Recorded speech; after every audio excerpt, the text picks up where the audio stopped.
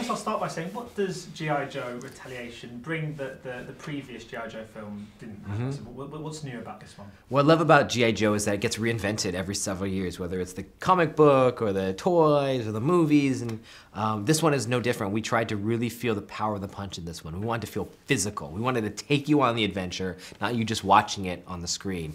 We wanted to be less lasers, no spaceships. This is like real guys doing real fights. Obviously, it's still a fantasy, so we have ninjas flying in the air and they're doing crazy things. But that it was the power of the punch, that it was physical, and as the least amount of green screen as possible, and that you could feel the texture of this world. And this isn't the first time you've entered into a franchise following Step Up. I was just wondering, is it quite nice to have that kind of reference point? Was it quite tough to bring your own identity to film? Yeah, I mean, I think it's both great, a blessing, and a curse at the same time. I've been loving going into doing Step Up in this movie because, again, you do have a reference, but at the same time, because there's a reference, what you bring gets defined better. So what we bring to G.I. Joe Retaliation, everything that's different is what we're bringing to the table. So in a way, it's fun for people to see that. For me, it's easier to communicate, okay, they did it this way, but we're actually gonna flip it and forget all primary colors and go the exact opposite, go all desaturated earth tones, whatever it is. You know, that actually helps. So it's been fun to paint that new picture of what G.I. Joe will mean to a new generation. Do you feel a bit of a pressure placed upon you, knowing that there's already this quite expectant sort of anticipant audience already out there? Yeah, definitely there is a pressure from audiences who, and everybody has a different idea of what G.I. Joe is, from the people who know the 12-inch original action figure to the people who know the cartoons, to people who know the comic book are very different than the cartoons, and the people who love the last movie are very different from the people who love the cartoon too. So I think the biggest person I didn't want to disappoint was my 12-year-old self, though, because that's why I loved it. That's why the movie that I always got excited about, a G.I. Joe movie, and I haven't felt like I've seen the G.I. Joe movie that I always wanted, and so I had the opportunity to actually fulfill that, and that was a lot of pressure. It must have helped so much to have that kind of inherent kind of passion for the project already in you. Yeah. I mean, I think that it was a, when I did Justin Bieber movie, I didn't know Justin at all before, really. When I did the Step Up movies, I wasn't a dancer, I wasn't a choreographer, so I didn't really know dance, but I threw myself into those worlds, got to know it. So much that people actually think I'm a dancer and a choreographer, which is really funny.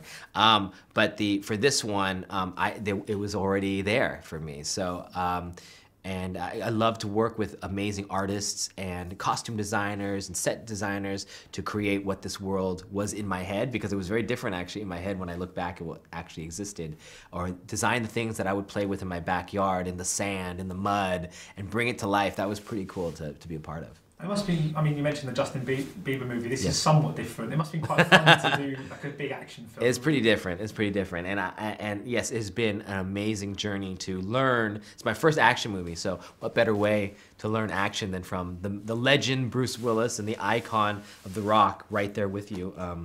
We've had a great experience making it. I mean, Bruce Willis and sort of Dwayne Johnson both have a brilliant comic timing as well. I was just wondering how important you felt that aspect was to this movie. Huge. I think the comedy is so necessary. And we have Reese and Wernick, who wrote our script, who wrote Zombieland, inherently understood that it had to be this sort of tongue-in-cheek feel.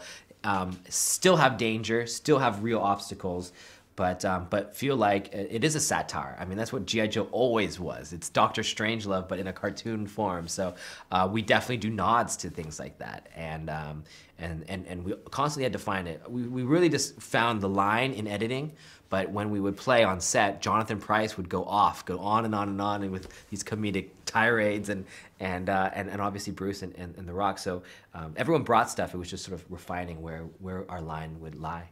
My final question, I was just wondering, there's a brilliant scene, kind of 10-minute kind of silent action scene. I was just wondering, because that's quite a bold move, I was wondering what the thought was behind that.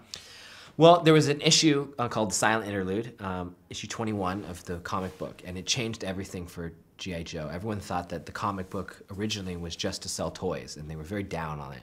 Larry Hama, so the father of G.I. Joe, then did issue 21, Silent Interlude, about the ninjas, and didn't do any dialogue.